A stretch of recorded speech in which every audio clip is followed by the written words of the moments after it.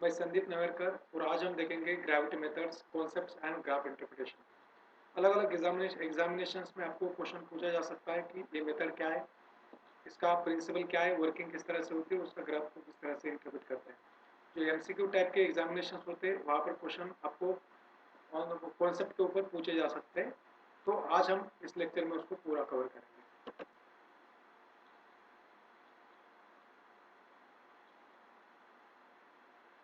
Okay, तो इसका introduction देखेंगे। सबसे पहले ग्रेविटी मेथड ये क्या होती है। तो ग्रेविटी मेथड का जो नाम है ग्रेविटी, तो ग्रेविटेशन से आता है।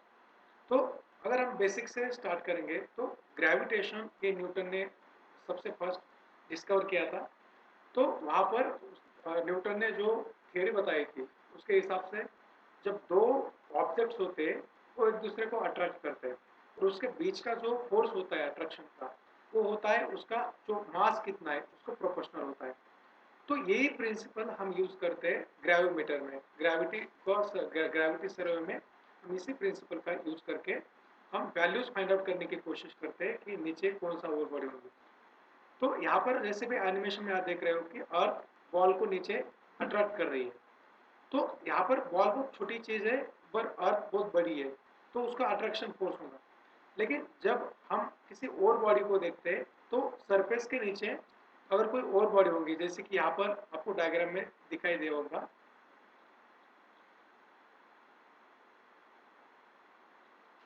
यहाँ पर एक और बॉडी है ब्लैक कलर की। ये पूरे एक सराउंडिंग रॉक है और एक ग्राउंड है ऊपर। तो ऐसे एज्यूम करेंगे कि यहाँ पर एक कोई ऑब्जेक्ट है, जैसे कि बॉल है। तो बॉल के ऊपर अर्थ ग्रेविटेशनल फोर्स एक्सर्ट करती है, लेकिन यहाँ पर यूनिफॉर्म स्टार्टा होने के कारण यूनिफॉर्म बेड्स है, लेयर्स है, तो यहाँ पर इक्वल फोर्स अप्लाई होगा सब जगह पे। तो यहाँ पर ऐसे हम कंसिडर करेंगे, यहाँ पर 980 गैल इतना फोर्स अप्लाई होता है अर्थ के अर्थ इसके ऊपर फोर्स एक्सर्ट करती है। लेकिन अगर वही बॉल अगर हमने यहाँ पर रखा तो नीचे और बॉडी है, तो अर्थ उसके ऊपर 980 इतना गैल तो फोर्स एक्सर्ट करेगी, लेकिन उसके एग्जैक्ट नीचे एक और बॉडी है और बॉडी की डेंसिटी ज़्यादा होती है। तो ज़्यादा होने के कारण इसके ऊपर, इस बॉल के ऊपर ये और बॉडी प्लस अर्थ का ग्रेविटेशन ऐड होके 20 होके ये 1000 गैल होगा। तो इस डायग्राम से आपको एक बात समझ में आएगी कि अगर सरफेस के नीचे अगर डिफरेंट वैरायटी के डिफरेंट डेंसिटी के अगर रॉक्स होते तो जो भी ऑब्जेक्ट होंगी उसके ऊपर का जो ग्रेविटेशन होगा उसके ऊपर उसका इम्पैक्ट होता है। तो जैसे कि अभी हमने देखा कि ऊपर के डायग्राम में आपको यहाँ पर दिखाई देगा एक छोटी बॉडी है जिसका मास m1 पकड़ेंगे, एक दूसरी बॉडी है जिसका मास हम m2 पकड़ेंगे। तो इसके बीच में d इतना डिस्टेंस है। तो एक m1 वाली बॉडी m2 को अट्रैक्ट करेगी और m2 वाली बॉडी m1 को अट्रैक्ट करेगी, और जिसके बीच का जो भी फोर्स होगा वो इस वाले फॉर्मूले से हम निकाल सकते हैं। तो यही प्रिंसिपल यूज करके हम ओर बॉडी फाइंड आउट कर सकते हैं। तो आप बोलोगे ओर बॉडी किस तरह से फाइंड आउट करेंगे। तो देखो, ओर बॉडी हमेशा होती है मेटल कंटेंट की और कभी कभी नॉन मेटल की हो सकती है, लेकिन हम जनरली पकड़ेंगे क्रोमियम पकड़ेंगे। तो उसकी डेंसिटी सराउंडिंग रॉक से ज़्यादा होती है और ज़्यादा होने के कारण वो ज़्यादा ग्रेविटेशनल फोर्स अप्लाई करेंगी। उसके हिसाब से हमें रीडिंग्स अलग अलग मिलेंगे, तो हमें समझ में आएगा कि इस तरह से नीचे कोई ना कोई ऑब्जेक्ट होंगी जो जिसकी ग्रेविटी ज़्यादा है। तो इसको फाइंड आउट किस तरह से करते हैं, तो हमारे पास एक सेंसिटिव इंस्ट्रूमेंट होता है जिसको बोलते हैं ग्रेविमीटर। तो दो टाइप के इंस्ट्रूमेंट्स होते हैं, एक को कहा जाता है रिलेटिव ग्रेविमीटर और दूसरा होता है एब्सोल्यूट ग्रेविमीटर। तो इसमें डिफरेंस क्या होता है। तो रिलेटिव ग्रेविमीटर का जो वर्डिंग है उससे आपको समझ में आएगा। रिलेटिव का मीनिंग यही होता है कि कोई भी वैल्यू जो डिफरेंट प्लेस को रिलेट करके निकाली जाती है। जैसे कि अभी अगर हमें कोई ये सरफेस है और यहाँ पर एक पॉइंट है, दूसरा पॉइंट है, तीसरा पॉइंट है, चौथा, पांचवा, ऐसे अलग अलग लोकेशन है। तो अगर पॉइंट नंबर 1 या फिर लोकेशन नंबर 1 अगर यहाँ पर सपोज कंसिडर करेंगे हम 100 गैल इतनी ग्रेविटी है, और जो सेकंड नंबर का लोकेशन है उसके ऊपर 120 गैल इतनी ग्रेविटी है, और जो थर्ड पॉइंट है वहाँ पर 105 5 इतनी ग्रेविटी एक्ट कर रही है नीचे वाला जो सब सरफेस रॉक होगा वो। तो हम बोलेंगे इंस्ट्रूमेंट इसको फाइंड आउट करेगा रिलेटिवली कि एक की जगह पर 100 था, दो की जो दो का लोकेशन था वहां पर 120 था, तो यहाँ पर ग्रेविटी बढ़ गई है। तो इस तरह से जो वैल्यू होती है वो रिलेटिव वैल्यू होती है, तो ये रिलेटिव ग्रेविमेटर से हम फाइंड आउट कर सकते हैं। और जो एब्सोल्यूट ग्रेविमेटर होता है वो एक ही पॉइंट के ऊपर कितना ग्रेविटी एक्ट कर रहा है वो फाइंड आउट करने की कोशिश करता है। तो रिलेटिव में हमें हमेशा जो फर्स्ट नंबर वाला लोकेशन होता है वहां पर आके बार बार हमें कैलिब्रेट करना पड़ता है इंस्ट्रूमेंट। क्यों? क्योंकि इसमें कभी कभी ड्रिफ्ट करेक्शन आ सकता है, स्प्रिंग की जो वैल्यू होती है वो चेंज हो सकती है। इसके कारण हम हमेशा जो फर्स्ट पॉइंट होता है वहां पर आके उसकी वैल्यू लेके उसको कंपेयर करते हैं। तो ये होता है। तो वार्डन ग्रेविमीटर ये एक रिलेटिव ग्रेविमीटर है जिसके हिसाब से हम इस तरह से वैल्यू फाइंड आउट करने की कोशिश करते हैं। तो दोनों डायग्राम में दिखता है। तो फर्स्ट वाली जो डायग्राम है ये रिलेटिव ग्रेविमीटर की है जो कि वार्डन ग्रेविमीटर है, और जो सेकंड डायग्राम है ये एब्सोल्यूट ग्रेविमीटर की डायग्राम है जो आपको यहाँ पर दिखाई देती है। जो ये जो रिलेटिव ग्रेविमीटर होता है इसका जो प्रिंसिपल होता है सेम जिस तरह से आपका वेट मेजर करने का जो इंस्ट्रूमेंट होता है घर में या फिर आपने कभी देखा होगा सेम उस तरह से होता है। और जो सेकंड वाला होता है ये फ्री फॉल होता है। फ्री फॉल में जैसे कि आपने कभी इंटरनेशनल स्पेस स्टेशन से कोई एस्ट्रोनॉट को वहां से जंप करते हुए देखा होगा, तो जैसे वो वहां से जंप करेंगे तो ग्रेविटी उनके ऊपर एक्ट करना स्टार्ट करती है। तो उनको जो उनके ऊपर जो ग्रेविटी एक्ट होती है उसे फ्री फॉल बोलते हैं, क्योंकि वो किसी को अटैच नहीं है। जितनी ग्रेविटी उनको खींचेगी उस तरह से वो नीचे आएगा। तो इसके अंदर एक सेम एक क्यूब होता है, वो क्यूब को वहां से नीचे छोड़ा जाता है इंस्ट्रूमेंट के अंदर से। तो वो क्यूब फ्री फॉल करता है जिस तरह से एक एस्ट्रोनॉट ऊपर से कूदने के बाद होता है, तो उसकी रीडिंग सेंसर ले लेता है। तो इस तरह इसे एब्सोल्यूट कहा जाता है। यहाँ पर एक परफेक्ट वैल्यू मिलेंगे आपको कितना ग्रेविटी उसके ऊपर एक्ट हो रही है। लेकिन जो ये फर्स्ट वाला जो इंस्ट्रूमेंट है जिसमें हम बोलते हैं कि वार्डन ग्रेविमीटर है, इसमें स्प्रिंग होती है कि हर जगह पे जाने के बाद ग्रेविटी जितना उस किसी मास के ऊपर ग्रेविटेशनल एक्ट करेंगी उतनी स्प्रिंग रिलैक्स होंगी, इसलिए इसे कहा जाता है रिलेटिव ग्रेविमीटर। तो ये हमारा इंस्ट्रूमेंट होता है, इसको यूज करके हम ग्रेविटी की वैल्यू निकालते हैं। अभी देखो इसका वर्किंग प्रिंसिपल किस तरह से काम करता है। जैसे कि मैंने अभी बोला कि इस ग्रेविमीटर के अभी यहाँ पर हमें रिलेटिव ग्रेविमीटर देखना है, एब्सोल्यूट नहीं देखना। तो ऐसा सपोज ये जो इंस्ट्रूमेंट है यहाँ पर ये स्प्रिंग है, इस तरह से स्प्रिंग अटैच है और इसको इंस्ट्रूमेंट के अंदर एक मास लगाया जाएगा जिसको हम बोलेंगे यम। ओके, तो अर्थ क्या करेगी? इसके ऊपर ग्रेविटेशन एक्ट करेगी। तो जैसे ग्रेविटेशन एक्ट करेगी किसके ऊपर करेगी? ये जो मास होता है इसके ऊपर करेगी। तो मास के ऊपर ग्रेविटेशन एक्ट करने के बाद ये जो स्प्रिंग होती है ये स्प्रिंग क्या होंगी? एक्सपांड होंगी।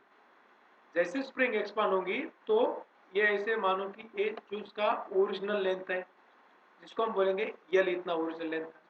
लेकिन ग्रेविटी इसके ऊपर एक्ट होने के बाद स्प्रिंग एक्सपांड होंगी और इस तरह से वो स्प्रिंग एक्स्ट्रा एक्सपांड होंगी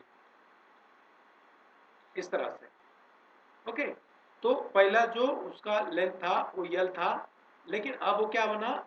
यल जो ओरिजिनल था प्लस दूसरा वाला ये छोटा वाला यल, ये क्या होता है? जितना एक्स्ट्रा एक्सपांड हुआ उसका वाला यल। तो ये जो डिफरेंस होता है, एक्स्ट्रा जो एक्सपांशन होता है स्प्रिंग का, इसको एक ग्रेविमीटर एक रीडिंग देता है। वो जितने रीडिंग होता है वो हमारी वैल्यू होती है कि उसकी ग्रेविटी क्या है। तो अभी सपोज एक जगह के ऊपर हमें ये ग्रेविमीटर वैल्यू देता है 300 गैल। ये थ्योरेटिकल वैल्यू है, आपको समझाने के लिए मैं बता रहा हूँ। लेकिन कुछ डिस्टेंस 10 मीटर के बाद अगर हमने अगेन रीडिंग लिया, तो अगर वो 320 हो गया तो हम क्या बोलेंगे? यहाँ पर थोड़ी सी स्प्रिंग एक्स्ट्रा एक्सपांड हुई है। क्यों? क्योंकि नीचे जो भी कोई रॉक होगा उसने एक्स्ट्रा ग्रेविटेशन फोर्स अप्लाई किया है। देखो एक कॉन्सेप्ट बताता हूँ आपको। अगर अर्थ है, अर्थ का जो भी सरफेस है वो हमेशा अलग अलग रॉक से बना होता है। ऐसा नहीं होगा कि वो सभी रॉक सेम होंगे। तो अगर अलग अलग रॉक्स हैं तो उसकी डेंसिटी भी अलग अलग होती है। फिर डेंसिटी अलग अलग मतलब उसका मास अलग होता है, और जो ग्रेविटेशन होता है वो मास को प्रोपोर्शनेट करता है। जैसे मैंने पहले स्लाइड में बताया आपको, जितना ज्यादा मास होगा उतना ज्यादा ग्रेविटेशन होगा। तो जो रॉक ज्यादा हेवी है जैसे पेरिडोटाइट होता है, पेरिडोटाइट हम बोलते हैं मैफिक रॉक है या फिर हम अल्ट्रामैफिक बोलते हैं, उसके अंदर ज्यादा कंटेंट होता है। तो वो क्या करेगा? एक्स्ट्रा ग्रेविटेशन फोर्स अप्लाई करेगा। लेकिन अगर हमने ऐसा कोई रॉक देखा जैसे सेडिमेंट्री रॉक है, तो कंपेरेटिव जो भी अपना पेरिनोटाइट है उसके कंपेयर में उसका जो मास होगा कम होगा या फिर उसकी डेंसिटी कम होगी, तो वो कम फोर्स अप्लाई करेगा ग्रेविमीटर के ऊपर, तो उसकी रीडिंग कम आएगी। तो यहाँ पर देखो इस डायग्राम में आपको समझ में आएगा, ये सरफेस है, तो सरफेस में सराउंडिंग रॉक है और एक सॉल्ट डोम है, ठीक है। अभी क्या डिफरेंस होता है, जो सराउंडिंग कोई रॉक है यहाँ पर सेडिमेंट रॉक पकड़ो, तो उसकी जो डेंसिटी 2.4 है और जो सॉल्ट है उसकी डेंसिटी 2.1 है। तो 2.4 ये 2.1 से ज्यादा है, मतलब इसका मास ज्यादा है कंपेयर टू सॉल्ट। तो फिर क्या होने वाला है, ये ग्रेविमीटर के ऊपर थोड़ा एक्स्ट्रा फोर्स अप्लाई करेगा एज कंपेयर टू सॉल्ट। तो देखो यहाँ पर ऊपर स्प्रिंग है, तो यहाँ पर अगर हमने रीडिंग लिया तो ये इतना रीडिंग है, लेकिन जैसे हम यहाँ पर आएंगे तो यहाँ पर आपको समझ में आएगा स्प्रिंग थोड़ी सी नीचे आएंगे, लेकिन एक कांस्टेंट रहेगी जहां तक ये आपका क्लास्टिक सेडिमेंट आपको दिखाई देते हैं। लेकिन अचानक यहाँ पर स्प्रिंग की जो लेंथ है कम हो गई। अभी कम क्यों हो गई, देखो क्योंकि नीचे 2.1 इतना ही क्या है मास है, तो इसके ऊपर मास ने क्या किया, कम ग्रेविटेशन फोर्स एक्ट किया, तो कम करने के यहाँ पर एज कंपेयर टू सराउंडिंग, तो इसकी स्प्रिंग कम स्ट्रेच होंगी। यहाँ पर एक्स्ट्रा स्ट्रेच हुई, इसका कारण ये कि इसने ज्यादा फोर्स अप्लाई किया था। यहाँ पर कम स्ट्रेच हुई, इसका मतलब इसने कम फोर्स अप्लाई किया है। यहाँ पर अगेन कम ही फोर्स है, यहाँ पर ग्रेविटेशनल फोर्स अगेन थोड़ा बढ़ गया है, क्योंकि ये एग्जैक्ट यहाँ पर ये अगेन ज्यादा फोर्स एक्सर्ट करेगा और सेम यहाँ पर भी ये एक्स्ट्रा फोर्स अप्लाई करेगा। तो यहाँ पर देखो अपन नोटिस किया होगा अगर आपने अच्छी तरह से, तो जहाँ तक ये सराउंडिंग रॉक है जो 2.4 डेंसिटी वाला है, वहाँ स्प्रिंग की लेंथ इतनी होती है, लेकिन जैसे सॉल्ट डोम लगता है तो इसकी स्प्रिंग कम मतलब अट्रैक्ट होती है, तो इसकी लेंथ कम होती है, अगेन यहाँ पर ज़्यादा होती है। तो जब हमें वैल्यू मिलेंगे, अभी स्प्रिंग बेस बोला कि ये ग्रेविमीटर की स्प्रिंग का है, लेकिन ग्रेविमीटर की यहाँ पर एक आई पीस होता है जो यहाँ पर दिखता है। तो यहाँ पर अगर हमने आई पीस से अगर नीचे देखा तो हमें रीडिंग मिलती स्केल के ऊपर। तो अगर हमने ये रीडिंग लिया तो मैं आपको यहाँ पर एक थ्योरेटिकल रीडिंग बताता हूँ। ऐसे मानो अगेन यहाँ पर मैंने 100 लिया, 100 क्या लिया, इतना फोर्स है, यहाँ पर भी 100 ही पकड़ो, यहाँ पर भी 100 ही पकड़ो, लेकिन यहाँ पर अभी हमें 80 पकड़ना पड़ेगा। क्यों, क्योंकि यहाँ पर स्प्रिंग थोड़ी कम स्ट्रेच हुई है। ओके, तो यहाँ पर भी कितना होगा, 80 होगा, यहाँ पर अगेन 100 होगा। ओके, क्यों, क्योंकि अगेन यहाँ पर सराउंडिंग रॉक की डेंसिटी ज़्यादा है एज कम्पेयर टू सॉल्ट। तो अभी मुझे लगता है कि आपको अच्छी तरह से समझ में आएगा कि जहाँ पर डेंसिटी कम होती है तो वहाँ पर मास कम होता है, और जब अगर मास कम है तो क्योंकि ग्रेविटेशनल फोर्स मास को डायरेक्टली प्रोपोर्शनल होता है, तो मास कम तो ग्रेविटेशनल फोर्स कम, मास ज़्यादा तो ग्रेविटेशनल फोर्स ज़्यादा। इसके कारण यहाँ पर जो भी वैल्यू हमें ग्रेविमीटर में दिखेंगी वो कम होंगी compare to surrounding rock. Okay, तो अगर हमने इसका ग्राफ बनाया, अगले स्लाइड में आपको दिखाएंगे तो किस तरह से ग्राफ दिखेगा उसका, ठीक है। तो मैं नेक्स्ट स्लाइड में आपको दिखाऊंगा कि ग्राफ किस तरह से चेंज होता है। देखो, तो ये जो फील्ड के ऊपर जब भी हम प्रोसेस करेंगे इसको, तो अभी आपको समझ में आएगा कि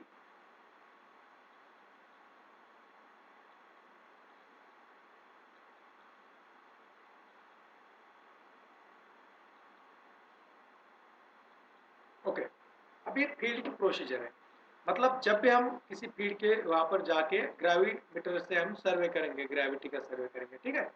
तो क्या करना पड़ेगा, देखो यहाँ पर दो साइंटिस्ट सर्वे कर रहे हैं, तो इस तरह से ये जो वार्डन का ग्रेविमीटर है इसमें हम इस तरह से आईपीस से देख के रीडिंग लेते हैं और यहाँ पर नोट डाउन करते हैं। तो अभी रीडिंग जब हम लेंगे तो ये कोई ग्राउंड है तो उसका एक सिस्टमैटिक पैटर्न होता है, तो इसे ग्रिड पैटर्न बोलते हैं।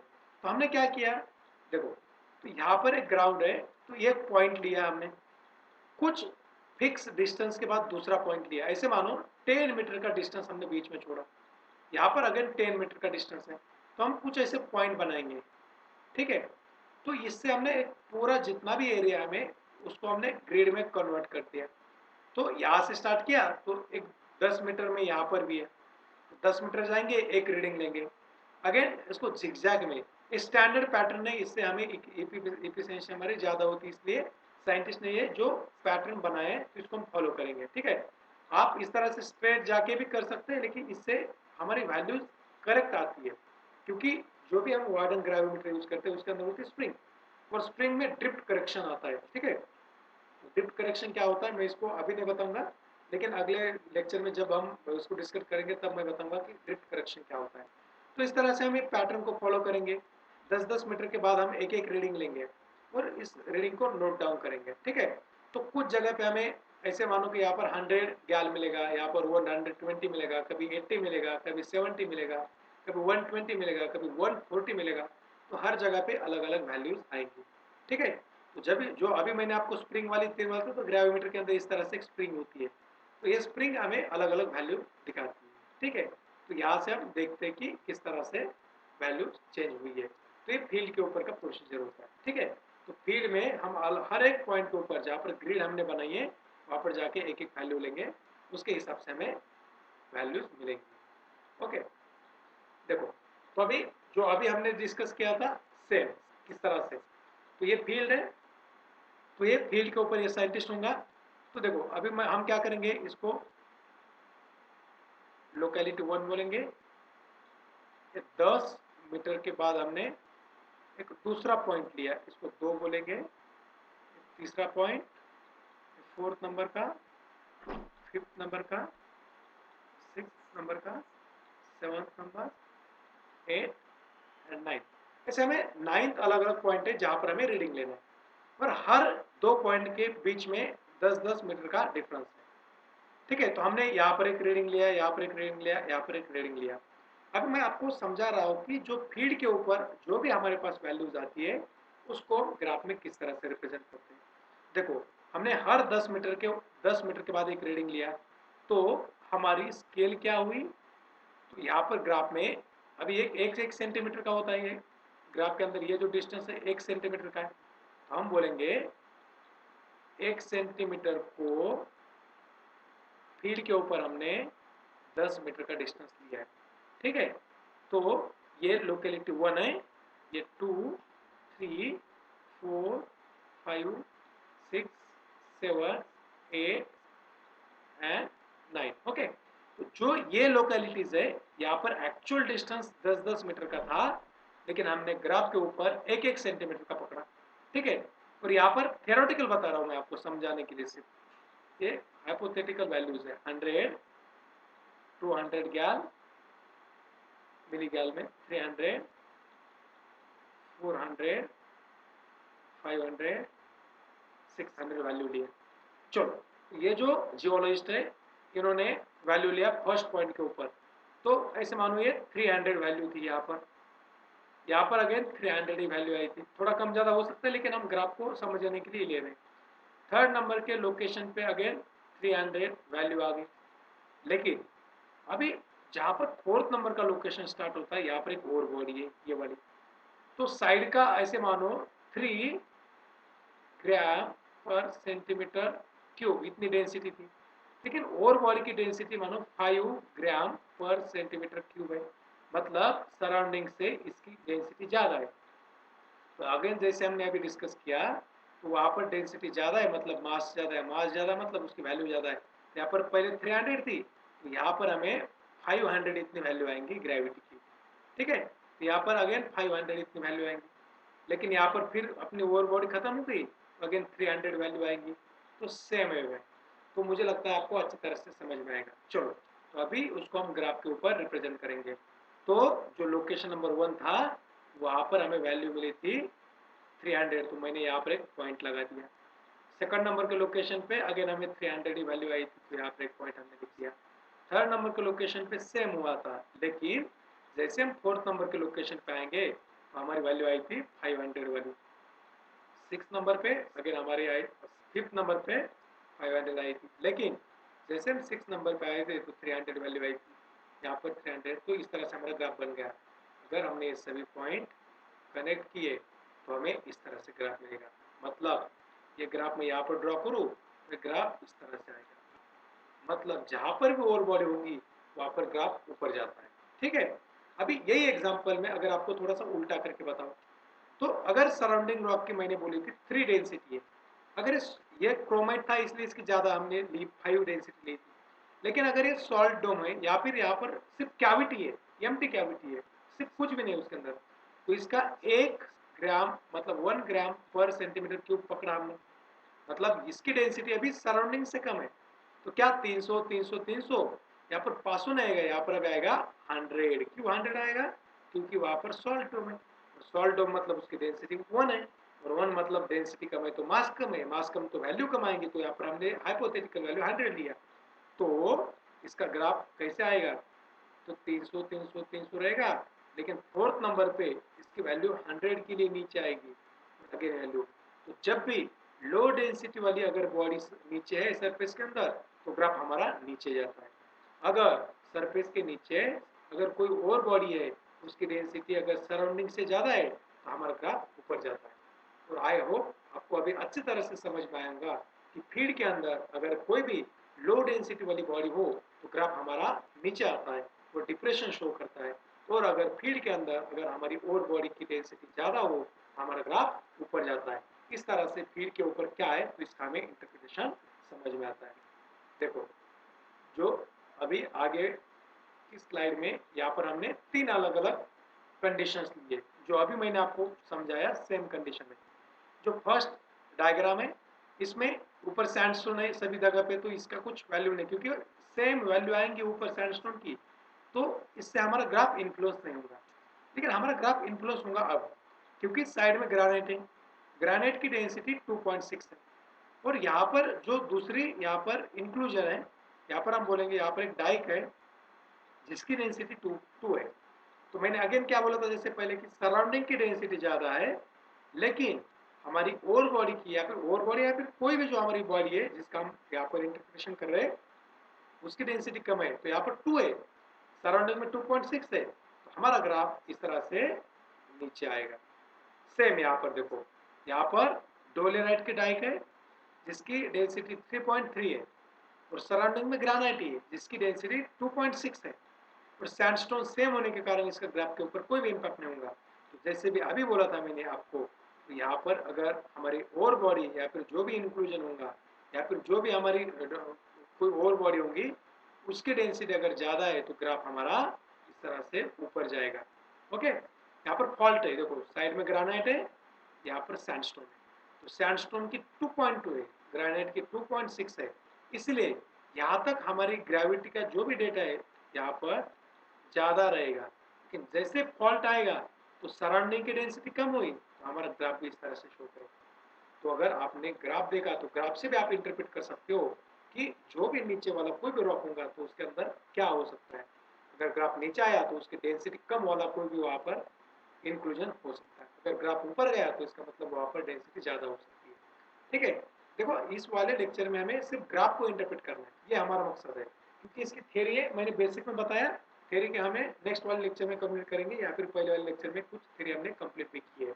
ओके, तो इसमें ग्राफ को अच्छी तरह से इंटरप्रेट करना है, ये मैं आपको पढ़ा रहा हूँ। तो आपको कुछ जाम में या फिर आपको नेट में अगर कभी ऐसा हुआ कि ऊपर ग्राफ आ गए और उससे अगर उन्होंने आपको कोई फीचर्स आइडेंटिफाई करने के लिए बोला, तो आपको आना चाहिए, क्योंकि इस बारे ग्राफ से आप आइडेंटिफाई कर सकते हैं। जो नेक्स्ट वाली इमेज है, यहाँ पर देखो एक ग्रिड पैटर्न से पॉइंट्स है, मतलब इस तरह से सर्वे किया है। तो सर्वे की जो कम ज़्यादा वैल्यू होती है, अगर हमने प्लॉट किया तो हम डिजिटल इस तरह से इमेज बना सकते हैं, मॉडल बना सकते हैं। ठीक है, तो रेड कलर शो करता है हाई डेंसिटी, पिंक उससे भी हाई, और जितना भी ये आपको ब्लू कलर दिखता है वो शो करता है वहाँ पर ग्रेविटी कम है। तो यहाँ पर भी हम क्या एज्यूम कर सकते हैं, यहाँ पर डिप्रेशन से एज्यूम कर सकते हैं, या फिर ये जो बॉडी होंगी रेड कलर की, ये एक इंक्लूजन भी हो सकता है, क्योंकि इसकी डेंसिटी क्या है, ज़्यादा है, और इसकी डेंसिटी कम है। तो इस तरह से हम ग्राफ को इंटरप्रेट करते हैं। ठीक है, तो अगर हमने इस तरह से ग्राफ को प्रॉपर अगर आइडेंटिफाई किया, तो हम इससे पता लगा सकते हैं कि नीचे कौन सी वाली बॉडी होगी। तो इसका एप्लीकेशन कहाँ कहाँ पे होता है, एक तो हम अर्थ का जो शेप है उसको समझाने के लिए जियोडेसी बोलते हैं, उसके लिए कर सकते हैं। बेसिन की जियोमेट्री करने के लिए, बेसिन कितना है, क्योंकि बेसिन है मतलब वहाँ पर सेडिमेंट्स आएंगे, सेडिमेंट्स आएंगे मतलब वहाँ पर कम डेंसिटी होगी एज कम्पेयर टू सराउंडिंग होगा। ठीक है, बेड रॉक क्या हो सकता है, इसको पता करने के लिए हम इसका यूज कर सकते हैं। फॉल्ट का लोकेशन फाइंड आउट करने के लिए कि फॉल्ट का है, क्योंकि अभी बोले ना फॉल्ट में क्या होता है, हैंगिंग वॉल होती है और एक दूसरी वॉल होती है, तो जो स्लिप होने वाली जो वॉल है तो वो क्या होगी, नीचे स्लिप करेगी, तो एक हैंगिंग वॉल होगी। ठीक है, तो उससे हमें समझ में आएगा किस तरह से वहाँ पर फॉल्ट बना है। और जो सब सरफेस वही हो सकता है, कभी कभी जैसे कार्स्ट टोपोग्राफी होती है, लाइमस्टोन के अंदर क्या होता है कभी कभी कोई एम्प्टी कैविटीज बन जाती है, केव्स बन जाती है, तो उसको भी हम आइडेंटिफाई कर सकते हैं कि नीचे कोई सबसर्फेस के अंदर कोई रोड है क्या। या फिर जो लोकेशन चेंज होता है विद टाइम, उससे कहाँ अलग अलग डिस्टेंस के ऊपर जो भी हमें चेंजेस दिखेंगे डेंसिटी के अंदर, ये हम इससे फाइंड आउट कर सकते हैं। तो आई होप आपको ये लेक्चर समझ में आया होगा। अगर आपको ये लेक्चर अच्छा लगे तो लाइक करना, सब्सक्राइब करना और शेयर करना भूलना नहीं। Thank you.